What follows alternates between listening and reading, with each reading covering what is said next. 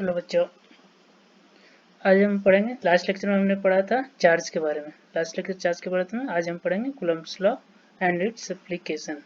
Coulomb's law को पढ़ेंगे, Coulomb's law का और क्या एप्लीकेशन है उसके बारे में हम इस लेक्चर में डिस्कस करेंगे। ठीक है, सबसे पहले कूलम्ब्स लॉ होता क्या है? तो कूलम्ब्स लॉ के बारे में है कि जब भी हम दो चार्ज होता है, दो चार्ज, एक है Q1 है, दूसरा चार्ज हमारा क्या है Q2 है। तो ये दोनों चार्ज है ना, तो इन दोनों चार्ज के बीच में फोर्स किस तरह से लग रहा है, दोनों के बीच में फोर्स का इंटरेक्शन कैसा है, वो जो हमें बताता है फोर्स के बारे में, वो हमें कूलम्ब्स लॉ बताता है। तो कूलम्ब्स लॉ बोल रहा है कि इन दोनों चार्ज के बीच में जो इलेक्ट्रोस्टैटिक फोर्स लग रहा है, जो इलेक्ट्रोस्टैटिक फोर्स ऑफ इंटरेक्शन है, वो इन दोनों चार्ज के बीच में वो डायरेक्टली प्रोपोर्शनल टू होता है आपका द प्रोडक्ट ऑफ चार्ज। जो डायरेक्टली प्रोपोर्शनल टू होता है एफ जो होता है, डायरेक्टली प्रोपोर्शनल टू क्या होता है? Product of charges. यदि इस पे चार्ज Q1 है, इस पे चार्ज Q2 है, तो एफ जो होगा फोर्स होगा डायरेक्टली प्रोपोर्शनल टू क्या होगा? प्रोडक्ट ऑफ चार्जेस Q1 और Q2 के। Inversely proportional to the square of the distance between the. यदि इन दोनों के बीच में डिस्टेंस आ रहा है तो उसका इनवर्सली प्रोपोर्शनल होता है स्क्वायर ऑफ द डिस्टेंस। यानी कि जो एफ होता है वो इनवर्सली प्रोपोर्शनल टू होता है इन दोनों के बीच का जो डिस्टेंस आ रहा है उसका स्क्वायर का। ठीक है, acts along the straight line joining the two charges. जैसे ये चार्ज है Q1 है, ये Q2 है, तो ये दोनों सेम चार्ज है, पॉजिटिव चार्ज है, तो एक दूसरे को क्या करेगा? रिपेल करेगा। ये F2 के कारण F1 पर फोर्स लगेगा, वो इस डायरेक्शन में लगेगा, और एक जो चार्ज हमारा 2 है, 2 पे 1 के कारण हमारा फोर्स किस डायरेक्शन में रहेगा? इस डायरेक्शन में। सेम चार्ज है तो रिपेल करेगा। तो देख रहे हैं कि चार्ज 2 है जो चार्ज 1 पे फोर्स कर रहा है वो इस डायरेक्शन में लगा रहा है, और चार्ज 1 है जो चार्ज 2 पे फोर्स लगा रहा है वो इस डायरेक्शन में लगा रहा है, मतलब रिवेल कर रहा है। और ये जो लाइन ऑफ जो होगा ना फोर्स, फोर्स किस डायरेक्शन में लगेगा? तो वो फोर्स जो है acts along the straight line joining the two charge. ये दो जो चार्जेस का जो ज्वाइन करने वाला लाइन रहेगा ना, उसके अलोंग ही हमारा फोर्स लगेगा। ठीक है, जैसे ये देखिए, यहाँ देखिए, एक निगेटिव है पॉजिटिव है, दोनों अट्रैक्ट करेगा, तो इस पर जो फोर्स लगेगा Q1 पे जो चार्ज लगेगा, जैसे एक Q1 है, इस पे चार्ज फोर्स जो लगेगा वो इस डायरेक्शन में लगेगा, और इस पे जो फोर्स लगेगा वो इस डायरेक्शन में लगेगा। इस पे 2 पे जो चार्ज है, तो देखिए सॉरी, यहाँ ये हो जाएगा F2 पे जो फोर्स है, इसको यदि F21 लिखते हैं तो force on charge 2 due to 1। ठीक है, और इसको यदि हम F12 लिखते हैं तो force on charge 1, force on charge 1 due to 2। ठीक है, तो क्या कूलम्ब्स लॉ क्या बताया? कूलम्ब्स लॉ हमें बताया एफ जो होता है डायरेक्टली प्रोपोर्शनल टू होता है किसके? प्रोडक्ट ऑफ चार्जेस के। एफ जो होता है इनवर्सली प्रोपोर्शनल टू होता है दोनों के बीच का जो डिस्टेंस होता है उसका स्क्वायर का। ठीक है, और जो फोर्स लगता है इन दोनों का चार्ज को जो लाइन जो होता है, दोनों का जो लाइन जो मिलाता है उसके एलोंग, उसके डायरेक्शन में लगता है चार्ज। तो इसको जब प्रोपोर्शनल को हटाइएगा तो एक प्रोपोर्शनलिटी कांस्टेंट आता है, वो के होता है। तो ए बराबर होता है K into Q1 into Q2 upon R square. ये होता है हमारा कूलम्ब्स लॉ का फॉर्मूला। ठीक है, यहाँ का के का जो वैल्यू होता है, के का वैल्यू जो होता है 9 इंटू 10⁻⁹। ठीक है, अब इसका हम देखते हैं इसका यूनिट क्या होगा। तो इसका यूनिट के लिए देखिए हम बताते हैं आगे। जैसे ए बराबर क्या हमारा आया? के Q1 Q2 upon R square. ठीक है, तो के का यहाँ पे यूनिट क्या होगा? आपने फोर्स का क्या होता है यूनिट? न्यूटन। के का हमें पता नहीं है। चार्ज का क्या बताया था आपको? कूलम्ब का, तो coulomb into coulomb, coulomb square. और ए आर क्या है? डिस्टेंस है, डिस्टेंस का कितना होता है? मीटर, यानी कि मीटर स्क्वायर। तो के का यूनिट यहाँ से क्या आ जाएगा फिर? न्यूटन मीटर स्क्वायर पर कूलम्ब स्क्वायर। ठीक है, यहाँ से समझ गए। के का वैल्यू यहाँ पर होता है आपका 9 इंटू 10⁻⁹ न्यूटन मीटर स्क्वायर पर कूलम्ब स्क्वायर। ठीक है, ये याद रखिएगा, यदि आपको इसका यूनिट पूछेगा तो ये होता है। अब देखिए के का वैल्यू क्या होता है? जो कांस्टेंट है वो 1/4πε होता है। एप्सिलॉन क्या होता है? डाइलेक्ट्रिक कांस्टेंट होता है, जो किसी भी मीडियम में होता है उसके उसका होता है डाइलेक्ट्रिक होता है। ठीक है, तो एफ जो है, जो हमारा फोर्स जो है, वो हमारा मीडियम पर भी डिपेंड करता है। ठीक है, किस यहाँ पर के जो 9 इंटू 10⁻⁹ आया, ये हमारा वैक्यूम के लिए होता है या एयर के लिए होता है। लिक्विड के लिए अलग होगा के का वैल्यू, के जो 1/4 हुआ, एप्सिलॉन जो परमिटिविटी होता है, हम आगे के लेक्चर में पढ़ेंगे क्या होता है हमारा परमिटिविटी। तो ये फोर्स जो होता है हमारा मीडियम पर भी डिपेंड करता है। एयर में फोर्स कुछ और होगा, ऑयल में कुछ और होगा, वाटर में कुछ और होगा। तो ये फोर्स जो हमारा होता है वो मीडियम पर भी डिपेंड करता है। तो आपको यहाँ पर आपको वैक्यूम के लिए याद करके रखना पड़ेगा के का वैल्यू क्या होता है, बाकी सब के लिए आपका क्वेश्चन में दिया हुआ रहेगा। ठीक है, ये तो आप समझ लिए कूलम्ब्स लॉ क्या होता है।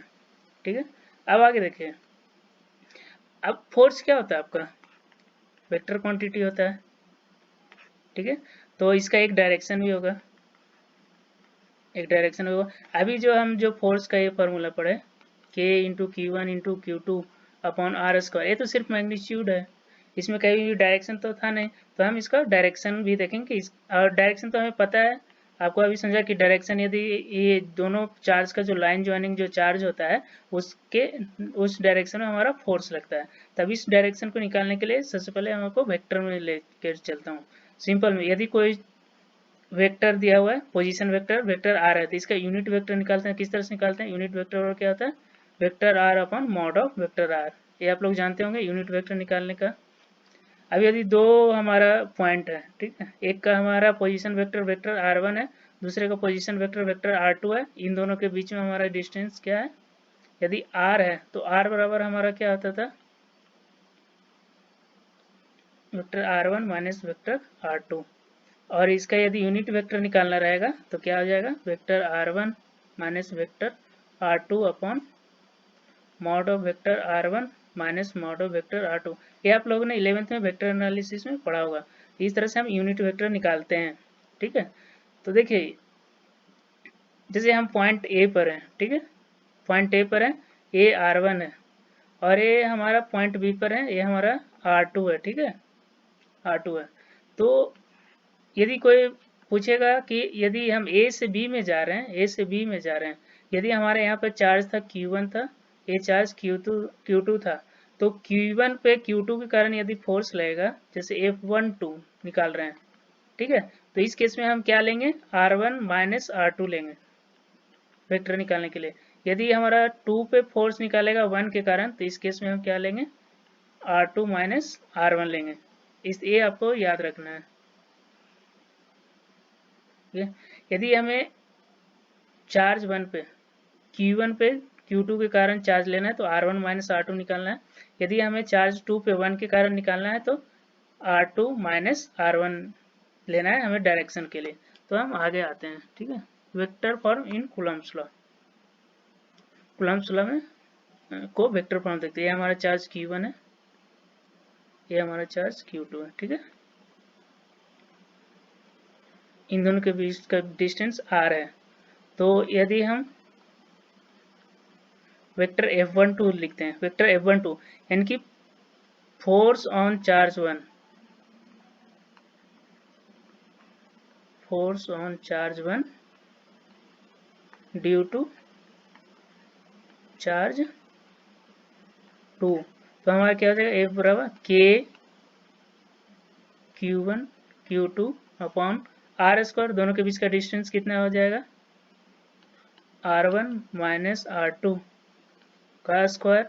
फिर हमारा यूनिट वेक्टर एक लिखेंगे, तो यूनिट वेक्टर हमारा किस तरह से लिख सकते हैं, R1 minus R2 upon mod of vector R1 minus vector R2। तो ये क्या हो गया हमारा, K Q1 Q2 upon mod of vector R1 minus vector R2 का whole cube into vector R1 minus vector R2। ये समझ गए आप। उसी तरह से आपको पूछेगा 2 पर, चार्ज 2 पे 1 के कारण क्या फोर्स लगेगा, तो इस केस में भी हमारा होगा K Q1 Q2 अपॉन, इस पर हमारा क्या आ जाएगा, vector R2 minus vector R1 का मैग्नीट्यूड का whole cube into vector R2 minus vector R1। ये आपका वेक्टर फॉर्म है, ये फॉर्मूला आपको याद रखना पड़ेगा। यदि आपको 2 पे पूछेगा 1 के कारण फोर्स कितना लग रहा है, चार्ज 2 पर 1 के कारण फोर्स कितना लग रहा है, तो K into Q1 into Q2 upon mod of R2 minus R1 का होल क्यूब इंटू 2 पे पूछेगा तो vector R2 minus vector R1 होगा। यदि 1 पे पूछेगा तो R1 माइनस R2 होगा, मतलब जिस पे पूछ रहा है वो पहले आएगा और वो बाद में आएगा। इस तरह से आप ये फॉर्मूला को याद रखिए। F21 है तो R2 माइनस R1 होगा, F12 है तो क्या होगा, R1 माइनस R2 होगा। इस तरह से समझ गए। और यहाँ पर ये R बराबर क्या है हमारा, R1 माइनस R2 है, मॉड ऑफ R यदि हम देखेंगे mod of R1 minus R2, या इसको आप ये भी लिखते हैं, मैग्नीट्यूड पूछ रहा है तो R2 माइनस R1 भी लिख सकते हैं। तो R2 माइनस R1 या R1 माइनस R2 का मैग्नीट्यूड होगा मॉड ऑफ R के इक्वल, तो K Q1 Q2 upon R Q, ये तो फोर्स होगा। अब आपको 1 2 पूछ रहा है, 2 1 पूछ रहा है, इसके हिसाब से आपको यहाँ पर वेक्टर फॉर्म में लिखना है। तो आई होप आपको समझ में आ गया कि वेक्टर फॉर्म में किस तरह से आपको लिखना है। यदि F12 पूछेगा तो R1 माइनस R2 लिखना है, यदि F21 पूछेगा तो R2 माइनस R1 करना है। तो इस तरह से वेक्टर फॉर्म में आपको कूलम्ब्स लॉ को लिखना है, ठीक है। अब आगे देखिए, एक क्वेश्चन देखते हैं सबसे पहले। What is the smallest electric force between two charges placed at a distance of 1 metre. तो स्मॉलेस्ट इलेक्ट्रिक फोर्स दिया हुआ जिसमें डिस्टेंस दिया हुआ है, तो एफ ई बराबर हमारा क्या होता है, K into Q1 into Q2 upon R square, ठीक है। इसमें आर तो हमारा दिया हुआ है, तो स्मॉलेस्ट कब होगा, के का वैल्यू भी हमें पता है फिक्स होता है, तो जब हमारा एक सिर्फ Q1 Q2 बच गया, ए डिपेंड करता है Q1 Q2 पे।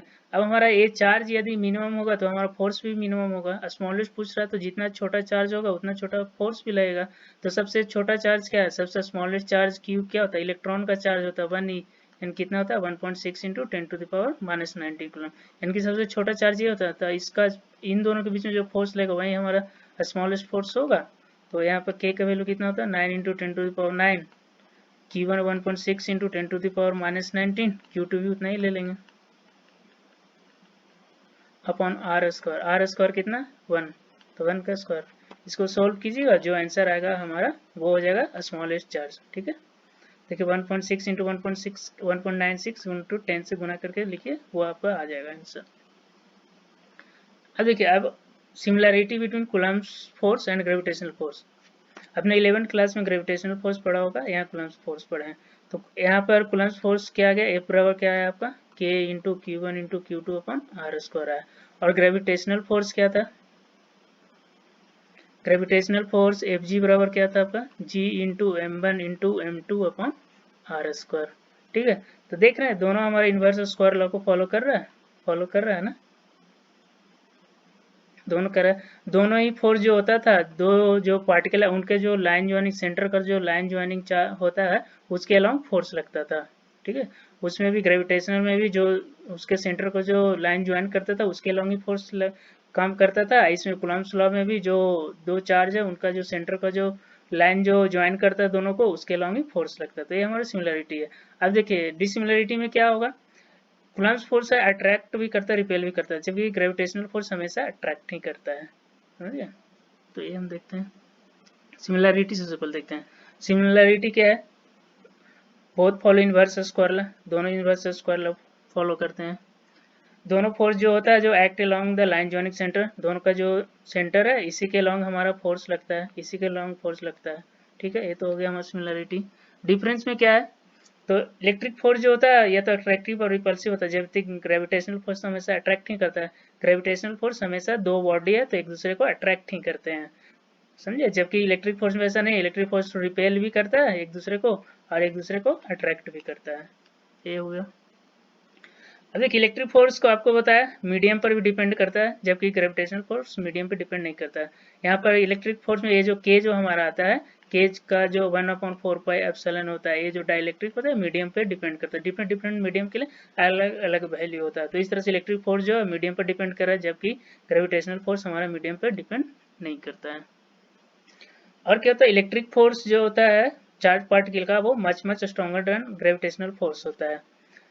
तो इसलिए ना हम जब भी एफ और एफ जी दोनों प्रेजेंट हो किसी भी कहीं भी, तो हम एफ जी को जनरली निगलेक्ट कर देते हैं। एफ जो होता है एफ जी से बहुत ही ज़्यादा बड़ा होता है। यदि किसी कहीं पे हमारा एफ और एफ जी दोनों प्रेजेंट होगा तो हम एफ जी को निगलेक्ट करेंगे, ठीक है। अब आगे देखते हैं, आगे आपका दिया हुआ है कि रेशियो निकालना है आपका क्या, F E to F G. हमें क्या पूछ रहा है क्वेश्चन में, F E upon F G हमें निकालना है, ठीक है। Two electrons placed at same distance apart in air, दो इलेक्ट्रॉन है ठीक है, 2 इलेक्ट्रॉन है, दोनों का आपका दिया हुआ है, चार्ज दिया हुआ है, मास दिया हुआ है इलेक्ट्रॉन का, जी दिया हुआ है। देखा जाए तो एफ ई बराबर हमारा क्या होता है, K into Q one into Q two upon R square, और एफ जी बराबर हमारा क्या होता है, G into M one into M two upon R square. ठीक है, तो F E upon F G हमें निकालना है, F E upon F G, तो K into Q one Q two upon R square upon G M one into M two upon R square. इसको solve करेंगे तो आर स्क्वायर से R square cancel हो जाएगा, हमारा क्या बचा, K Q one Q two upon G M one M two. तो इसको हम वैल्यू रख देंगे दोनों का, के का वैल्यू कितना 9 into ten to the power 9, E है 1.6 into ten to the power minus 19, 1.6 into ten to the power minus 19 divided by G का वैल्यू कितना है 6.67 into ten to the power minus 11 into, अब m1 का कितना value है 9.1 into ten to the power minus 31 into 9.1 into ten to the power minus 31। तो इसको magnitude को एक साथ रखते हैं, 9 into 1.6 into 1.6 6.67 into 9.1 into 9.1 into, अभी देखिए ये -19 माइनस 38 हो गया, इधर नीचे सबको ऐड करके 31 62 10 to the power 9 minus 38 plus में ये सारा नीचे निगेटिव है, ऊपर आके पॉजिटिव हो जाएगा, 31 कितना हो गया 62 प्लस 11 कितना हो जाता है आपका 73। ठीक है, तो आप देख रहे हैं कितना ज़्यादा आ रहा है, पॉजिटिव में आ रहा है, 10 टू द पावर 73 प्लस 9 कितना हो गया 82 में से 38 गया, तो आपको कितना बचेगा,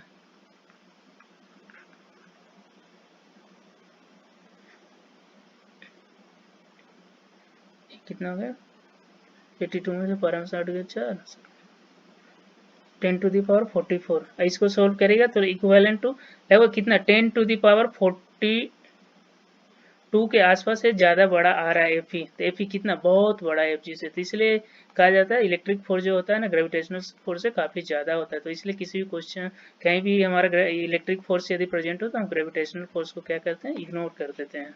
ठीक है,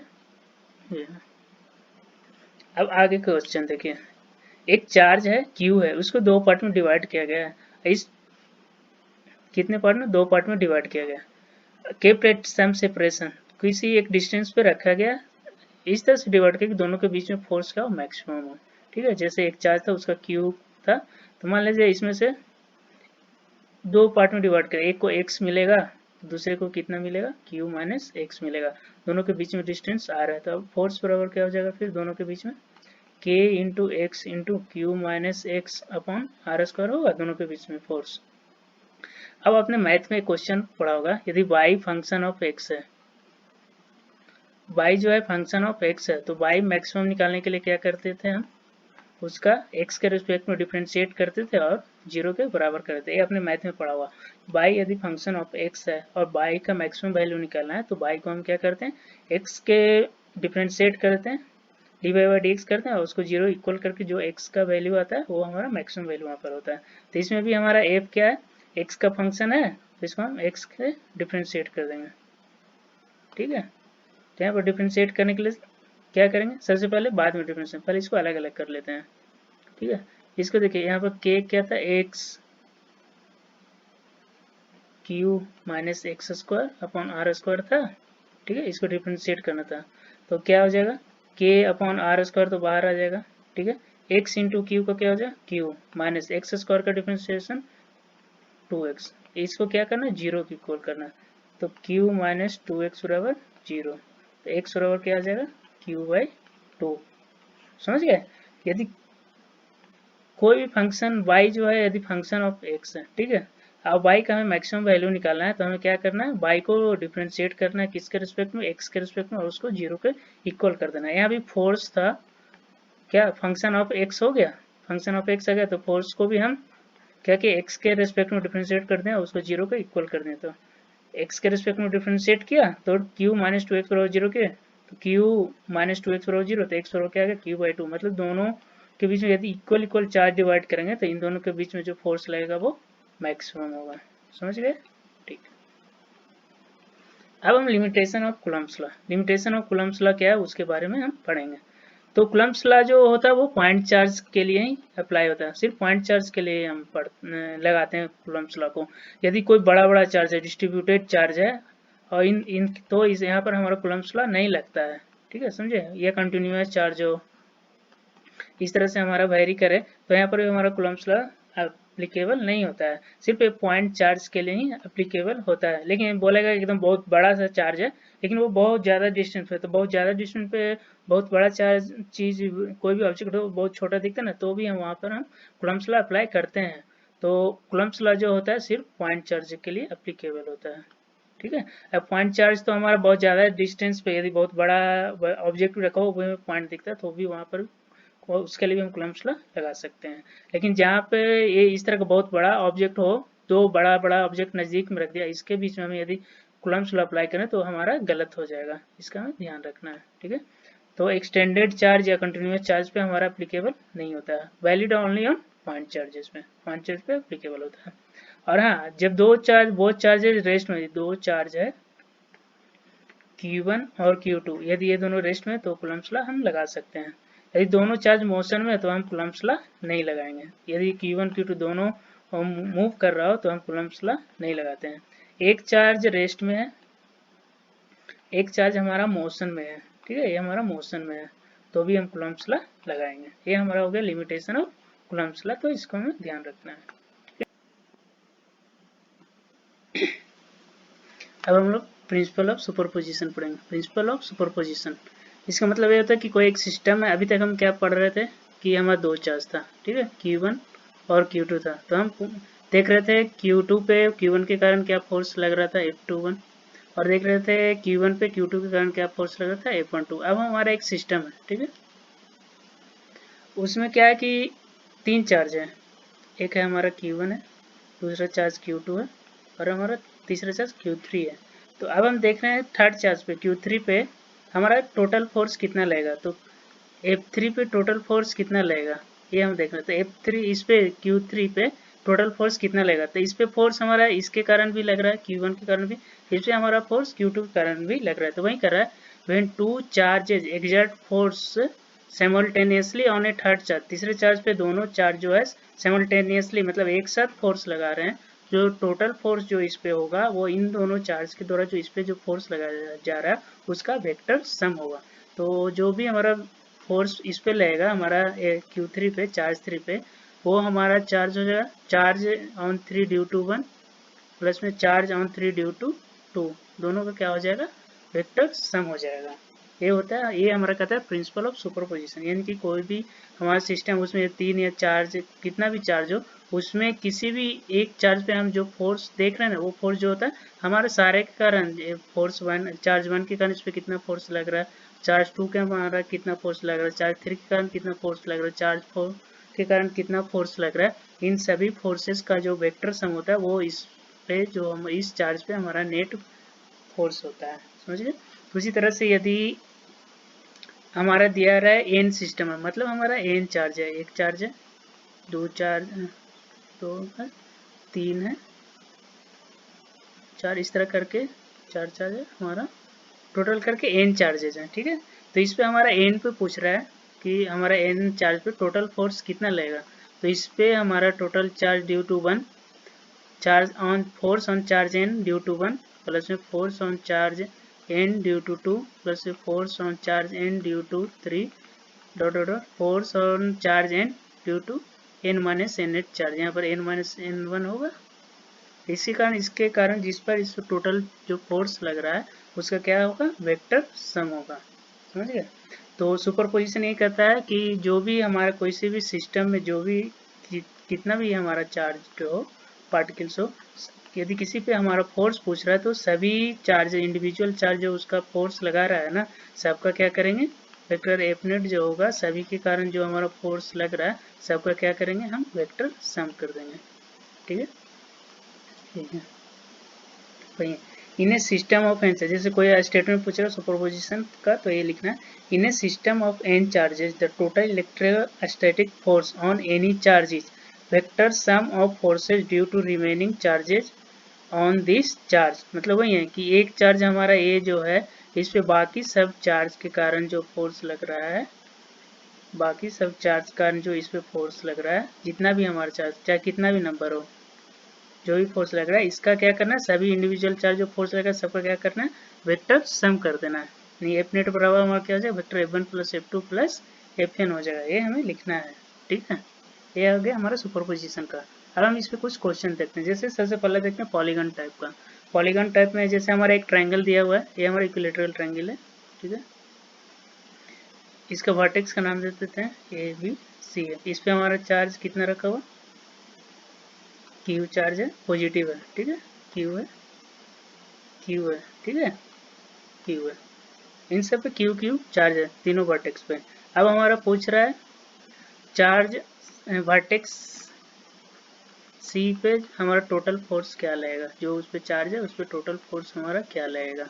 ठीक है, तो इस पे देखा जाए टोटल फोर्स क्या है सी पे, एक फोर्स तो लग रहा है हमारा बी के कारण और एक फोर्स हमारा ए के कारण लग रहा है इस डायरेक्शन में। ठीक है, ये देखना ये दोनों पॉजिटिव पॉजिटिव है तो रिपेल करेगा, इस डायरेक्शन में लगेगा, तो इसके कारण इस डायरेक्शन में हमारा सी पे किसके कारण लग रहा है, बी के कारण लग रहा है, और इस डायरेक्शन में हमारा फोर्स सी पे लग रहा है किसके कारण, ए के कारण लग रहा है। तो अभी हम सिर्फ मैग्नीट्यूड देखते हैं। ठीक है, तो एफ सी बी देखते हैं, F C B vector F C B यानी कि सी पर बी के कारण क्या लग रहा है, तो के इंटू क्यू क्यू है तो क्यू स्क्वायर अपॉन ए स्क्वायर होगा, ये हमारा एफ सी बी होगा। उसी तरह से हमारा एफ सी ए कितना होगा, ड्यू टू ए के कारण, तो इसमें भी हमारा K into Q square upon ए स्क्वायर होगा, Q one into Q two तो Q into Q Q square upon distance क्या ए है तो ए स्क्वायर, दोनों इक्वल है, इसको हम अभी क्या मान लेते हैं एफ मान लेते हैं। ठीक है, अभी हमारा चार्ज किस तरह से लग रहा है, इधर हमारा लग रहा है क्या, वेक्टर एफ सी बी। ठीक है, force on C due to B, इधर हमारा क्या लग रहा है F C A, force on C due to A. अब दोनों के बीच में एंगल देखिए, ये हमारा इक्विलेटरल ट्रायंगल 60 है, तो ये भी एंगल कितना होगा 60 होगा, तो ये भी हमारा क्या होगा 60 डिग्री होगा। ठीक है, अब हमारा एफ नेट क्या होगा, एफ नेट क्या होगा, ए भी हमारा कितना माना एफ वन है, एफ सी ए कितना एफ है, तो टोटल एफ नेट क्या होता है अपने वेक्टर में पढ़ा होगा, एफ नेट बराबर होता है F A square plus B square plus 2ab into cos theta, दोनों के बीच का जो डिस्टेंस होता है, ये अपने वेक्टर कैलकुलस में पढ़ा होगा।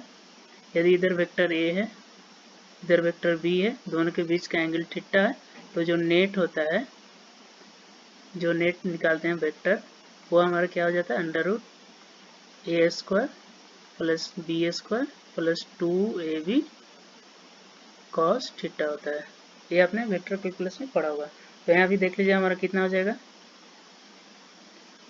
एफ स्क्वायर प्लस में 2f स्क्वायर इंटू कॉस 60 का वैल्यू कितना था 1/2, 1/2 से 1/2 कट गया, मतलब कितना हो गया अंडर रूट 3f स्क्वायर, कितना इसका वैल्यू हो गया फिर एफ रूट 3 आ गया, इसका एफ नेट किधर आ जाएगा इस डायरेक्शन में आएगा, कितना होगा F net equal to F root 3, मतलब इसका डायरेक्शन होगा चूंकि इक्वल है तो हमारा कितना एंगल बनाएगा 30 डिग्री बनाएगा, तो एफ नेट इक्वल टू कितना होगा एफ रूट 3 आ गया, ये आपको समझ में आया। ठीक है, अब हम अगला इसमें कुछ चेंज करते हैं। ठीक है, इसमें देखते हैं कि अभी क्या कर रहे हैं हम, इसमें इस पे पॉजिटिव चार्ज रखते हैं, वर्टेक्स का नाम देते हैं पहले, ए भी इक्विलेटरल ट्रायंगल है। ठीक है, इस पे भी पॉजिटिव चार्ज रख रहे हैं, इस पे हम निगेटिव से, इस पर क्या कर रहे हैं, इस पे माइनस क्यू चार्ज रख रहे हैं, निगेटिव रख रहे हैं, तो इसका केस में क्या होगा, इसमें फोर्स किधर की ओर लगेगा इस डायरेक्शन में लगेगा, इस लाइन के अलॉन्ग ही लगेगा, जो फोर्स लगेगा इधर की ओर लगेगा, और इसमें जो फोर्स लगेगा हमारा इस लाइन के अलॉन्ग लगेगा।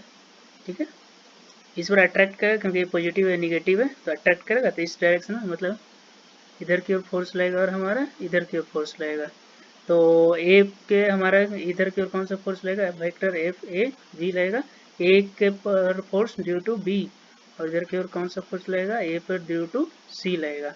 तो हम एक एक करके फोर्स निकालते हैं, वेक्टर एफ ए वी बराबर क्या हो जाए इंटू क्यू सेम ही है अपॉन ए स्क्वायर, के क्यू स्क्वायर अपॉन ए स्क्वायर होगा। दूसरा हमारा क्या होगा, एफ वेक्टर एफ ए सी बराबर क्या होगा, के इंटू क्यू अपॉन ए स्क्वायर, ए भी सेम ही है क्योंकि इक्विलेटरल ट्रायंगल है।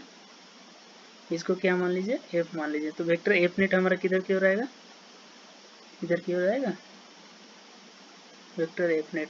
ये अभी टोटल 60 डिग्री है तो ये हमारा 30 डिग्री, क्योंकि दोनों इक्वल है तो बीच से जाएगा, तो एफ नेट के साथ कितना एंगल बनाएगा, 30 डिग्री बनाएगा। तो एफ नेट बराबर हमारा क्या हो जाएगा, ये हमारा एफ है, ये हमारा एफ है, दोनों के बीच में एंगल 60 है, तो एफ नेट हमारा इस तरह से आएगा।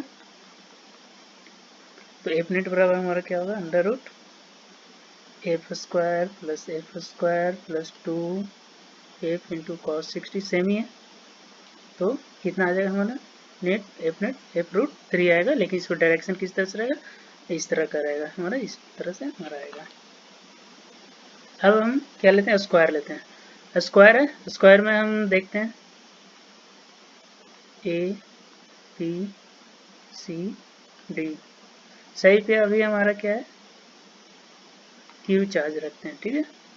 इस पे क्यू रख दिया, इस पे हम क्या रख देते हैं, माइनस क्यू रखते हैं, ठीक है।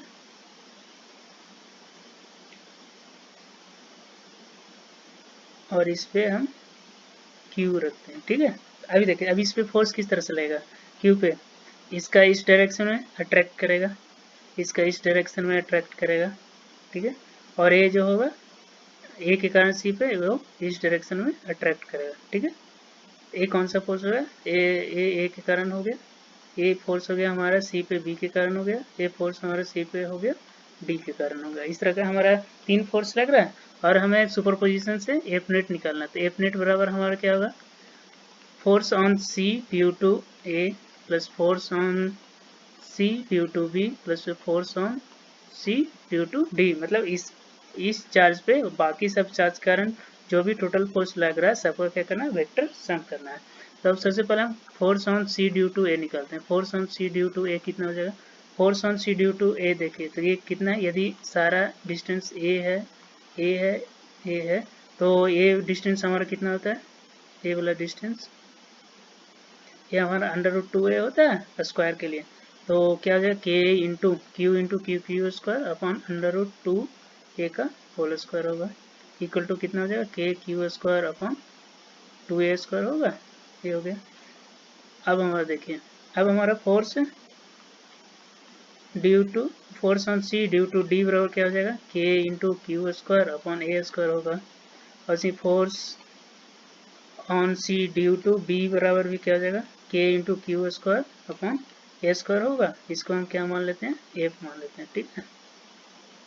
ए हमारा कितना है, तो फिर देख लीजिए कि के क्यू स्क्वायर अपॉन ए है, तो ये हमारा कितना है, 2f है, ठीक है, क्योंकि के क्यू स्क्वायर अपॉन ए है, 2f नहीं है, कितना है, एफ अपॉन 2 है, ठीक है।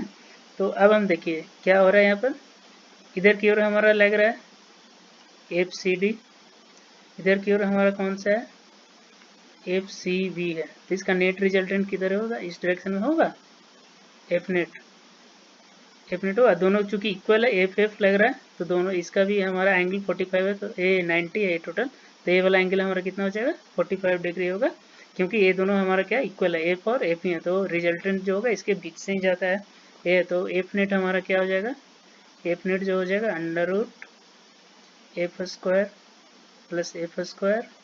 प्लस में 2f इंटू कॉस 90 डिग्री होगा, क्या होता है, a square plus B square plus 2ab into cos theta, cos 90 कितना होता है, 0, अंडर रूट 2f स्क्वायर बराबर एफ रूट 2। तो टोटल फोर्स कितना हो गया, टोटल फोर्स यदि देखिएगा तो टोटल फोर्स जो होगा इन दोनों के कारण फोर्स प्लस में ए वाला फोर्स दोनों जुटेगा, इसको एफ नेट डैश देखते हैं। तो टोटल एफ नेट बराबर क्या हो जाएगा, एफ डैश नेट प्लस में जो हमारा ए के कारण है, ए के कारण जो फोर्स है, एफ सी ए के कारण जो आया प्लस में इन दोनों का जो रिजल्टेंट है उसके कारण हमारा टोटल फोर्स हो जाएगा।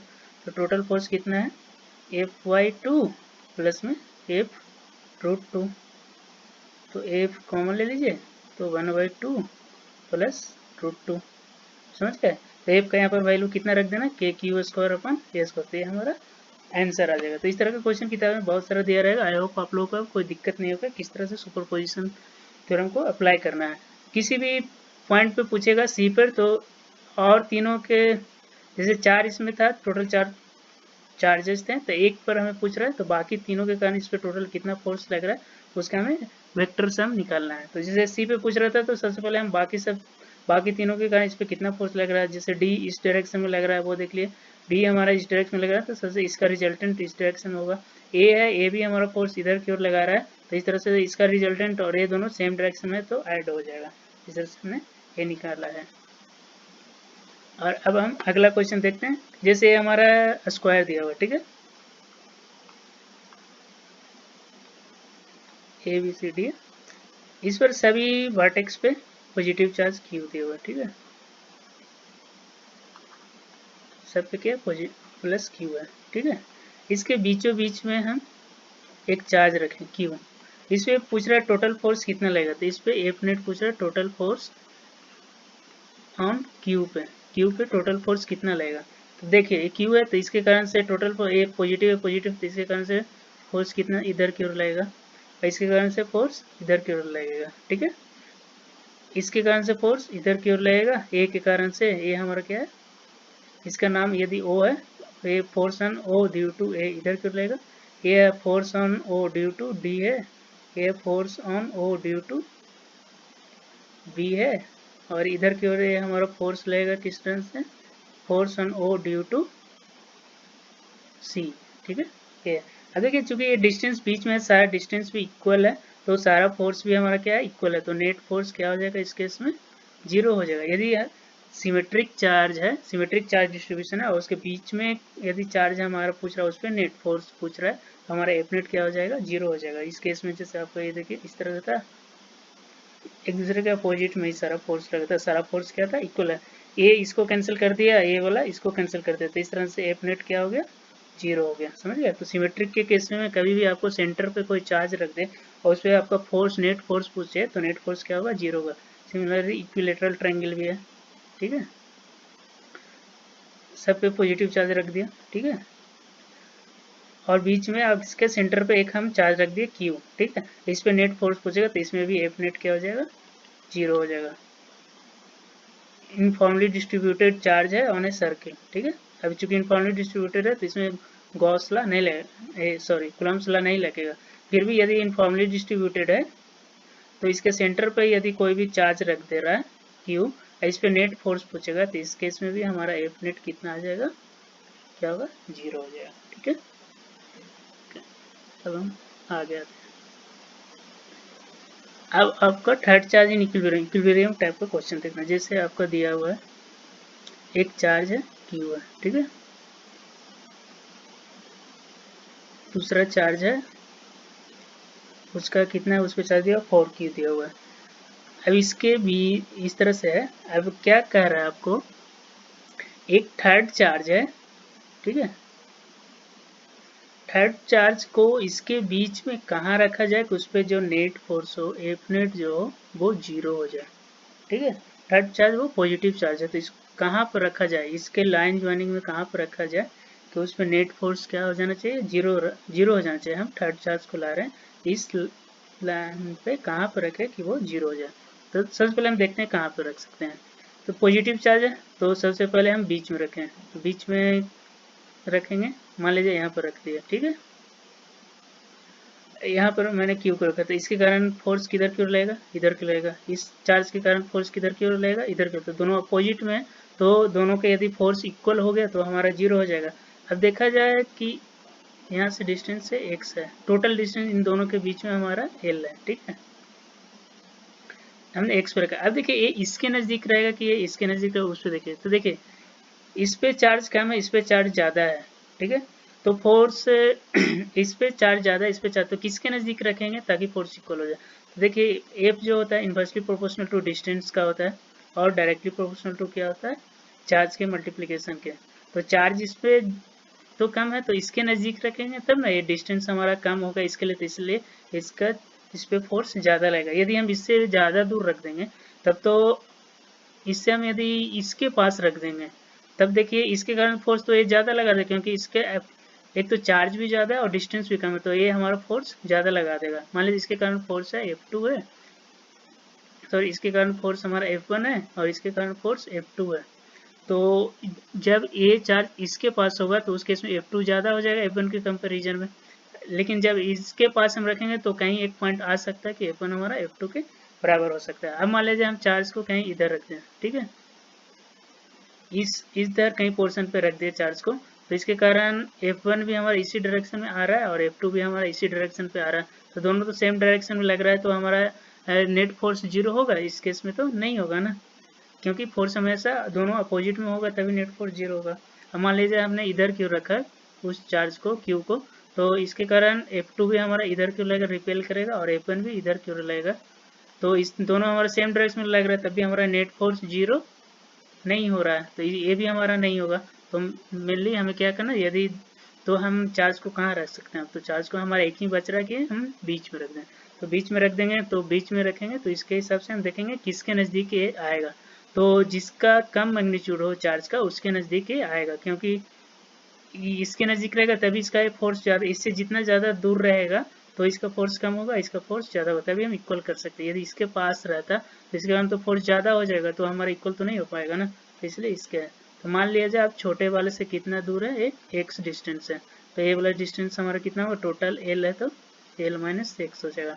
तो इस केस में F1 बराबर क्या हो जाएगा, हमारा F2 होना चाहिए इक्विलिब्रियम के लिए, तो F1 क्या हो जाएगा, K into Q upon x square is equal to K into Q into sorry ये 4Q है, 4Q into Q upon L minus x का होल स्क्वायर। इसको सोल्व कीजिए तो K Q 1 upon x square equal to आपका क्या बच गया, 4 अपॉन एल माइनस एक्स का होल। इसको ऊपर ले जाते हैं, L minus x upon X का होल स्क्वायर इक्वल टू क्या हो गया, 4 हो गया, तो उधर की रूट आ जाएगा, तो L minus x upon x equal to plus minus root 4 equal to plus minus 2 हो गया। तो प्लस लेके करते हैं, L minus x upon x equal to कितना हो गया, 2, L minus x equal to 2x, तो यहाँ से सोल्व कीजिएगा तो x बराबर कितना आ गया, l/3। यदि माइनस लेके चलते एल माइनस एक्स बराबर माइनस 2x आता, l बराबर क्या आ जाता, माइनस एक्स, तो x बराबर माइनस एल, x बराबर माइनस एल मीन्स x बराबर माइनस एल कहाँ से आता है, इस डायरेक्शन में पॉजिटिव ले रहे हैं तो इधर की ओर ले रहे हैं, तो ये तो हमारा इस केस में हमारा ये तो हमारा सी नहीं बनता, तो ये वाला तो हमारा आंसर होता नहीं, तो ये आता है। इधर से जो हम ले रहे हैं, इधर ये हमारा पॉजिटिव डायरेक्शन लेता है, एक्स बराबर माइनस एल हमारा इधर की हो जाता है, तो ये तो इधर तो हमारा नेट फोर्स जीरो हो नहीं रहा, तो ये हमारा होता नहीं, तो एक्स बराबर हमारा क्या हुआ, l/3, मतलब कि इससे हम l/3 डिस्टेंस पे चार्ज को रखेंगे तो हमारा फोर्स जो लगेगा इस पर वो इक्विलिब्रियम रहेगा, नेट फोर्स जीरो होगा।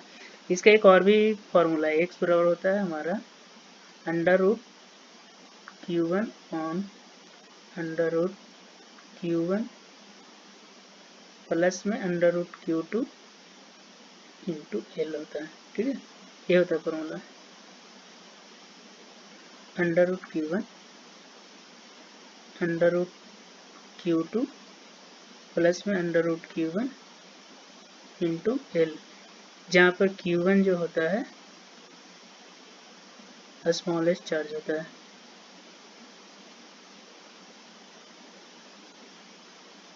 Q1 जो होता है हमारा स्मॉलेस्ट चार्ज होता है। इसके लिए हम प्रूफ करके दिखाता हूँ आपको, x बराबर कहाँ पर रखेंगे, Q1 कितना है, Q है, Q2 कितना है, अंडर रूट 4Q है, वो कितना था, Q था, इंटू एल, Q से Q कैंसिल हो जाएगा, तो हमारा कितना बचेगा, 1/2 प्लस 1 इंटू एल है, कितना आ गया, l/3, हमारा प्रूफ हो गया, चेक भी हो गया। तो इस तरह से ये भी फॉर्मूला आप याद रख सकते हैं कि यदि सेम चार्ज है, पॉजिटिव चार्ज है, प्लस Q है और प्लस 4Q है, उनके बीच में हम किसी चार्ज को ला करके रखना है, तो उसके लिए हमारा जो हो जाएगा, हमारा फार्मूला जो होता है ये होता है √Q1 अपन √Q2 plus Q1 into L होता है। इस फार्मूला के थ्रू भी आप निकाल सकते हो कि हमारा कितने स्मॉलेस्ट चार्ज से कितने डिस्टेंस पे हम वो चार्ज को रख सकते हैं ताकि वो इक्विलिब्रियम में रह सकता है।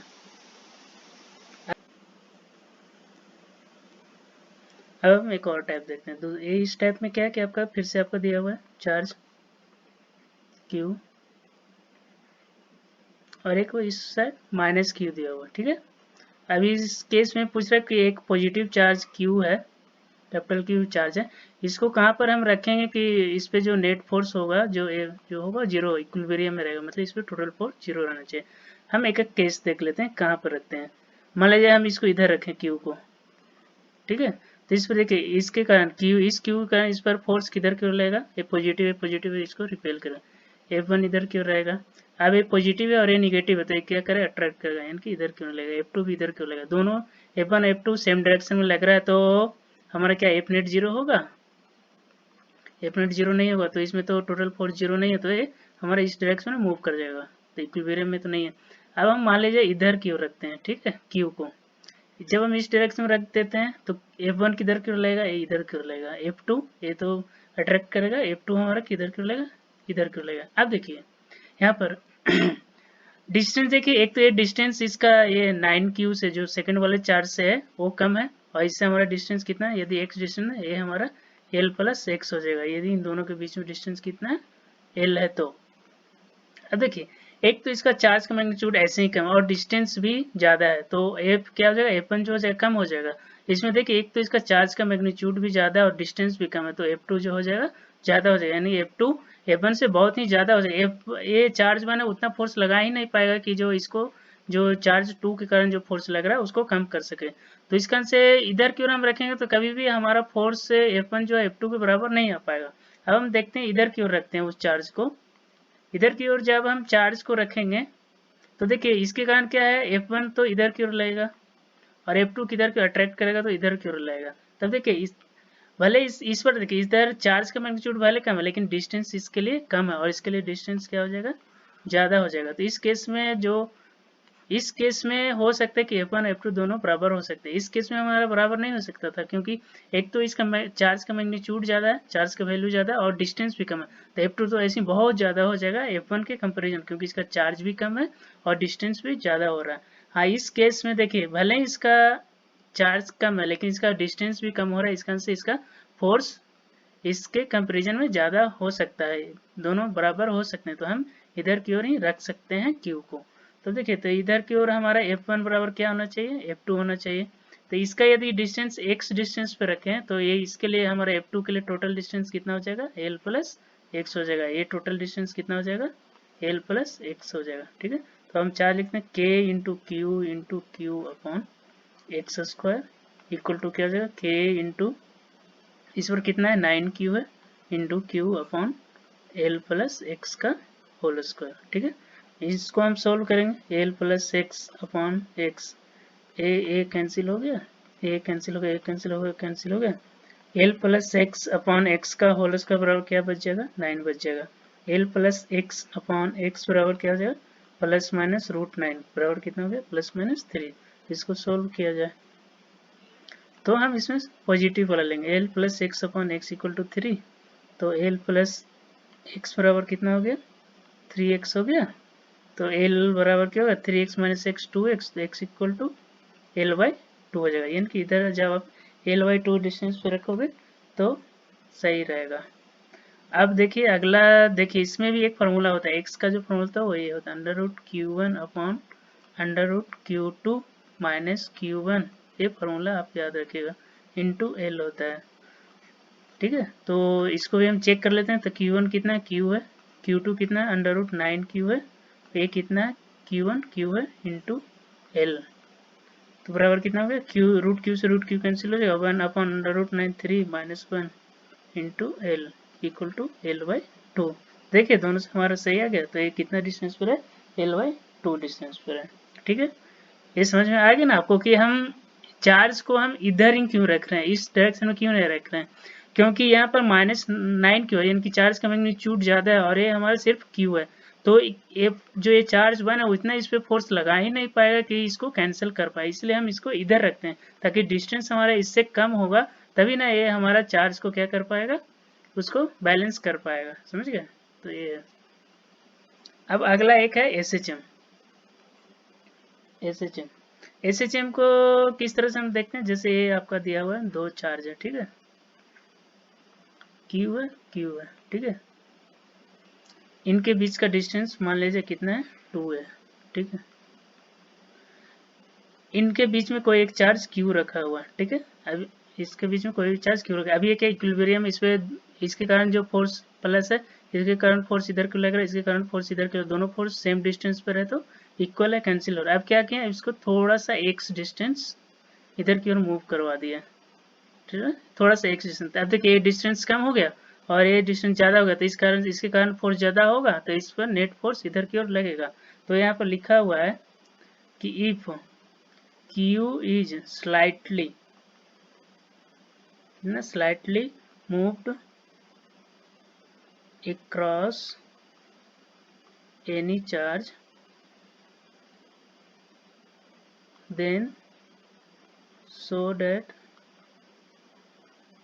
it is performing SHM। तो ये SHM परफॉर्म कर रहा है, ये आपको शो करना है, ठीक है। उसके बाद इसका टाइम पीरियड भी निकालना है, ठीक है। देखिए इसके कारण जो होगा, इसको हम स्लाइटली इधर की ओर x डिस्टेंस मूव किए, तो अभी ये डिस्टेंस कितना हो जाएगा आपका, a माइनस एक्स हो जाएगा, और ये वाला डिस्टेंस टोटल कितना हो जाएगा, a प्लस एक्स हो जाएगा। तो टोटल एफ नेट बराबर क्या हो जाएगा, टोटल फोर्स जो होगा इसके कारण नेट फोर्स तो इधर की ओर रहेगा, तो इसके कारण फोर्स कितना हो जाएगा, F2 माइनस F1 होगा। इसके कारण ये चार्ज 2 लेते हैं, इसको चार्ज 1 लेते हैं, तो F2 माइनस F1 होगा। तो F2 बराबर क्या हो जाएगा, K इंटू क्यू अपॉन, इस पे Q K into Q upon ये डिस्टेंस कितना, a माइनस एक्स का होल स्क्वायर माइनस में K इंटू क्यू अपॉन इस बार डिस्टेंस कितना, a प्लस एक्स का होल स्क्वायर है। तो इसको सोल्व करेंगे, K into Q upon Q common ले लेते हैं, अंदर में देखिए a माइनस एक्स का whole square into a plus x का होल स्क्वायर, इस यहाँ पर क्या आ जाएगा, a प्लस एक्स का होल स्क्वायर माइनस में a माइनस एक्स का होल स्क्वायर, ठीक है। K इंटू क्यू अपॉन, इसको सोल्व कीजिएगा तो आपका ऊपर कितना आ जाएगा, देखिए a square plus x square plus 2ax, इधर हो जाएगा minus a square minus x square plus 2ax upon, नीचे देखिए a minus b into a plus b, a square minus x square हो जाएगा का होल स्क्वायर। ये कैलकुलेशन देख लीजिएगा आप खुद से। K इंटू क्यू, देखिए a cancel 2x 4ax upon, अब देखिए a square minus x square, x से a काफ़ी ज़्यादा है तो a स्क्वायर तो और ज़्यादा हो जाएगा, तो हम x को यहाँ पर इग्नोर कर सकते हैं, तो ये खत्म हो जाएगा, तो a square to the power 4 यानी कि a स्क्वायर के पावर स्क्वायर, तो ये 4 हो जाएगा। तो यहाँ से f नेट बराबर क्या आ गया, K इंटू क्यू ऊपर क्या है 4 है, 4 अपॉन एक क्यू इंटू एक्स है, एक्स। अब देखिए एक्स हमने इधर की ओर मूव किया, लेकिन फोर्स तो नेट फोर्स इधर की ओर लग रहा है, यानी कि एक्स के निगेटिव डायरेक्शन में लग रहा है, तो ये आ गया हमारा। तो वही SHM के लिए हमारा क्या होता है, एफ इक्वल टू होना चाहिए माइनस के एक्स, के होता है क्या, कांस्टेंट होता है। तो यहाँ भी के का वैल्यू क्या आ गया, के डैश यहाँ लिख देते हैं 4 इंटू के इंटू क्यू अपॉन ए क्यू हो गया, ये हमारा कांस्टेंट आ गया। तो टी बराबर हमारा क्या होता है, टी बराबर क्या होता है, टाइम पीरियड का होना 2 pi under root M by K, तो यहाँ पर के डैश का वैल्यू ये रख देंगे, आपका टाइम पीरियड का वैल्यू निकल जाएगा, ठीक है। होप आप लोगों को समझ में आया होगा SHM का ये किस तरह से टाइम पीरियड निकालना है। तो इस तरह से आप टाइम पीरियड निकालेगा तो आपका निकल जाएगा। ये काफ़ी अच्छा क्वेश्चन है, आपको अच्छे से इसमें समझना है कि जब भी कोई भी इक्विलिब्रियम हो, SHM का परफॉर्म करता है, कोई भी जो होता है ना ऑब्जेक्ट, वो इक्विलिब्रियम रहेगा, उसको थोड़ा सा भी मूव कीजिएगा तो वो हमेशा की ओर फिर एक अपने मीन पोजीशन से आगे पीछे आगे एंड पीछे होता रहेगा। जैसे अभी हम इधर की ओर मूव किए एक सेकंड में, तो अभी नेट फोर्सेस पे इधर की ओर लगा, तो ये ऑब्जेक्ट क्या हो जाएगा, इधर की ओर आएगा। तो इधर आके यहाँ पर भले ही जीरो हो जाए, लेकिन यहाँ पर वेलोसिटी इसका जीरो नहीं होगा, तो ये थोड़ा सा और इधर आ गया, अभी इधर की ओर आ गया, तो अब नेट फोर्स इसको इधर पर लगेगा, तो फिर से इधर की ओर आएगा, फिर इधर जाएगा, फिर से यहाँ पर आएगा, फोर्स भले नेट जीरो है लेकिन यहाँ पर वेलोसिटी जीरो नहीं होगा, तो वेलोसिटी का थोड़ा सा और आगे आ जाएगा, तो फिर इस पर नेट फोर्स किधर पे लगेगा, इधर को, तो इस तरह से आगे पीछे होता रहेगा। तो इसी को हम क्या कहते हैं, SHM, जो अपने मीन पोजीशन के क्रॉस आगे पीछे होता रहे, मोशन करता रहे, मूवमेंट करता रहे, उसको हम एसएचएम कहते हैं। तो इसमें भी देख रहे थे, तो उसको मैं नेट फोर्स किस तरह से निकाला वो आपने देखा। नेट फोर्स का ए आ गया और उसका जो फंक्शन होता है के एक्स होना चाहिए, के का वैल्यू हमने यहाँ से निकाला। अब उसका टाइम पीरियड निकालने के लिए इस तरह से कर दिया। होप आप लोगों को समझ में आया होगा। यदि कुछ प्रॉब्लम है तो आप कमेंट सेक्शन में कमेंट कीजिए, मैं उसको सोल्व करने का ट्राई करूंगा। ओके, अच्छे से पढ़ते रहिए। कोई भी प्रॉब्लम है कमेंट सेक्शन में कमेंट कीजिए, मैं उस प्रॉब्लम को सोल्व करूंगा। Thank you.